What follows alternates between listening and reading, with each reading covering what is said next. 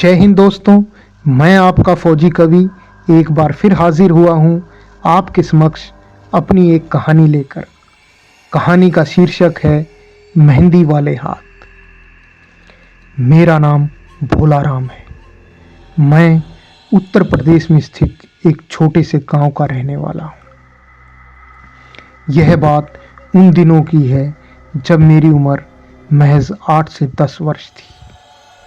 हमारे घर में एक छोटा सा उत्सव मनाया जा रहा था। उस उत्सव में हमारे घर की सभी बेटियां और औरतें आपस में एक दूसरे को मेहंदी लगा रही थी। उनके हाथों पर मेहंदी बहुत अच्छी लग रही थी। मैंने भी अपनी दीदी से मेरे हाथों पर मेहंदी लगाने को कहा। उसने मेरे हाथों पर मेहंदी लगाई। मैं बहुत खुश हुआ। हम लोग देर रात तक खेलते कूदते रहे और खुशियां मनाते रहे। उसके बाद फिर हम सब सो गए।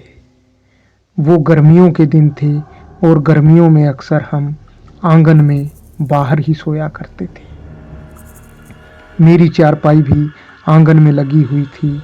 मैं भी अपनी चारपाई पर जाकर लेटा और सो गया। कुछ देर बाद जब मेरी आंखें खुली तो मैंने अपने आप को हमारे घर से करीबन 2-2.5 किलोमीटर दूर अपनी मौसी के घर में उनकी चारपाई पर लेटे हुए पाया। मैं हैरान था कि मैं यहाँ कैसे पहुँचा। मैं सोच ही रहा था, तभी मैंने देखा कि मेरे माता पिता भी घबराए हुए वहाँ पर ढूंढते हुए मुझे वहाँ पर पहुँचे। उन्होंने मुझसे पूछा कि तुम यहाँ पर कैसे पहुँचे। मैंने कहा मुझे खुद पता नहीं। उसके बाद उन्होंने मुझसे कोई सवाल जवाब नहीं किया और वो सीधा मुझे लेकर अपने घर वापस आ गए। घर में आने के बाद एकाएक मेरी तबीयत खराब होने लगी और मैं बहुत बीमार रहने लगा। मेरे पिताजी ने मुझे कई डॉक्टर्स के पास दिखाया, पर वहाँ पर मेरा इलाज नहीं हो पाया। फिर किसी के कहने से, किसी की सलाह पर वो मुझे एक भगत जी के पास लेकर गए। भगत जी हनुमान जी के भक्त थे। उन्होंने मुझे देखते ही कहा कि आपके बेटे पर किसी भूत प्रेत का साया है। यह सुनकर मेरे पिताजी बहुत घबरा गए। भगत जी ने कहा, घबराओ मत, मेरे पास इसका इलाज है। हम आपके बेटे को बिल्कुल ठीक कर देंगे। यह कहकर भगत जी ने मुझसे कहा कि यहाँ पर बेटा नीचे बिछी हुई इस चटाई पर लेट जाओ। मैं लेट गया। फिर भगत जी ने कहा, अपनी आंखें बंद करो और सो जाओ। मैंने आंखें बंद की और मुझे नींद आ गई और मैं सो गया। मुझे भगत जी की हर बात, हर आवाज़ सुनाई दे रही थी। उनकी आवाज़ के अलावा बाकी और कोई आवाज़ मुझे सुनाई नहीं दे रही थी। फिर भगत जी ने कहा, देखो बेटा, तुम्हें क्या दिखाई दे रहा है? जो भी दिख रहा है वो मुझे बताओ। मैंने देखा, मैं अपने आंगन में उसी चारपाई पर सो रहा हूँ। थोड़ी देर के बाद वहां पर एक औरत कैंची लेकर आई। उसने कैंची से मेरे बाल काटे। बाल काटकर उसने मेरे बालों को एक लाल रंग के कपड़े में बांधा और उसे बांधकर काले धागे से उस पर गांठ लगाई और उसे लेकर वो सीधी शमशान घाट की ओर चल पड़ी। तभी भगत जी ने मुझसे फिर पूछा, ध्यान से देखो बेटा, उस औरत का चेहरा देखो और मुझे बताओ वो कौन है। जब मैंने ध्यान से उस औरत का चेहरा देखा तो मैंने पाया कि वो हमारे पड़ोस में रहने वाली औरत चंपा थी। फिर भगत जी ने कहा, ठीक है, आगे देखो। मैंने आगे देखा। वह औरत शमशान घाट में पहुंची। उसने वहां पर जाकर कपड़े में बंधे हुए वो बाल एक कीकर के पेड़ से बांध दिए। उसे बांधकर वो वापस आकर अपने घर में सो गई। तभी कुछ देर बाद मेरी चारपाई के पास सफेद वस्त्र पहनी एक औरत आकर खड़ी हो गई। उसका चेहरा बहुत डरावना था। उसके लंबे लंबे बाल और मोटी मोटी लाल आंखें थी। भगत जी ने मुझसे पूछा, ध्यान से देखो, इस औरत का चेहरा देख के मुझे बताओ ये कौन है। मैंने कहा, मुझे इसका चेहरा ठीक से नजर नहीं आ रहा और ना ही मैं इसे पहचान पा रहा हूं। आज से पहले मैंने कभी इस औरत को नहीं देखा है। यह सुनकर भगत जी ने कहा, चलो कोई नहीं, आगे देखो और मुझे सब बताओ। फिर उस औरत ने मेरा हाथ पकड़कर मुझे चारपाई से उठाया। मैं उठकर खड़ा हो गया और उस औरत का हाथ पकड़कर चुपचाप सीधे सीधे उसके साथ साथ चलने लगा।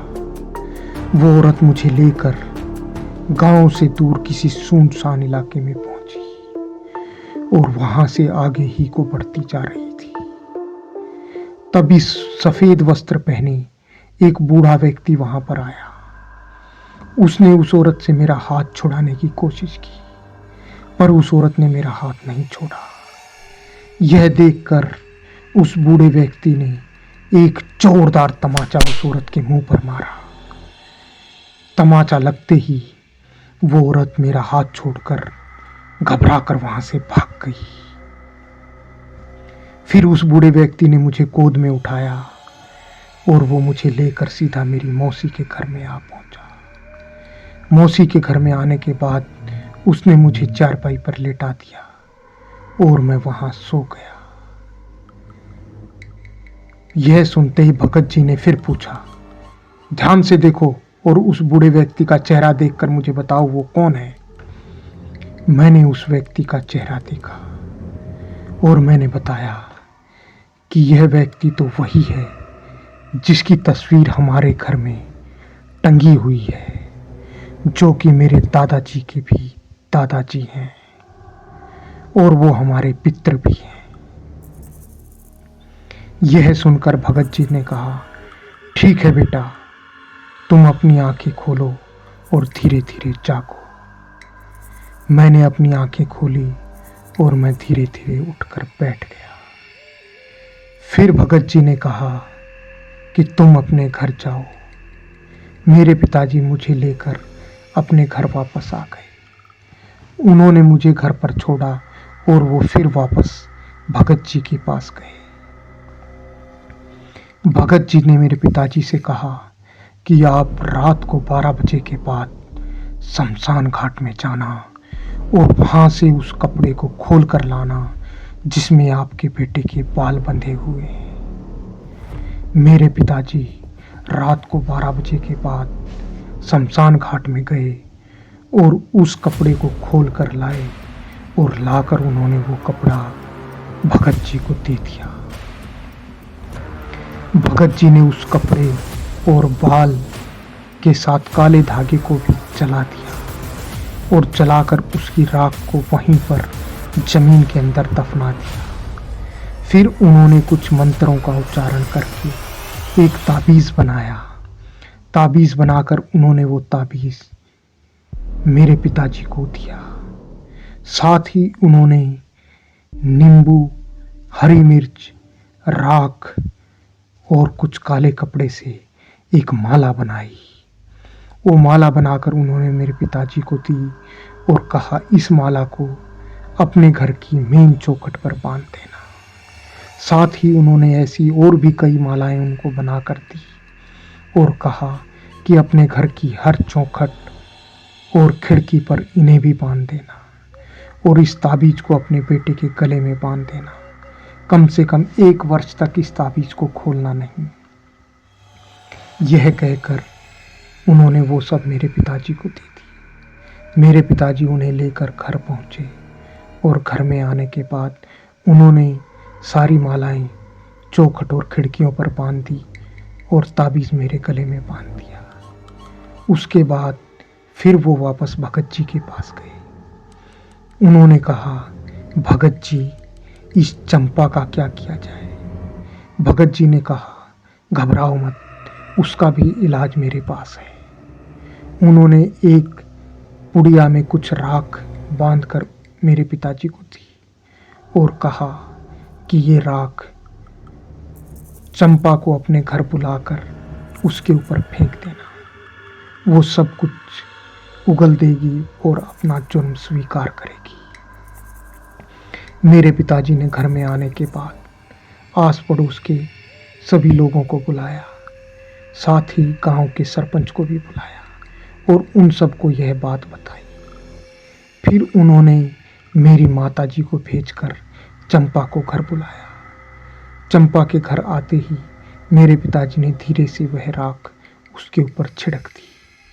छिड़कते ही चंपा जोर जोर से रोने लगी और कहने लगी, मुझे माफ़ कर दो, मुझसे गलती हो गई, मैं दोबारा ऐसा कभी कुछ नहीं करूँगी, मुझे छोड़ दो, मुझे माफ़ कर दो। यह कहकर पूरे गांव वालों ने, सरपंच ने, सब ने मिल करके चंपा को खूब धमकाया, डांटा और समझाया।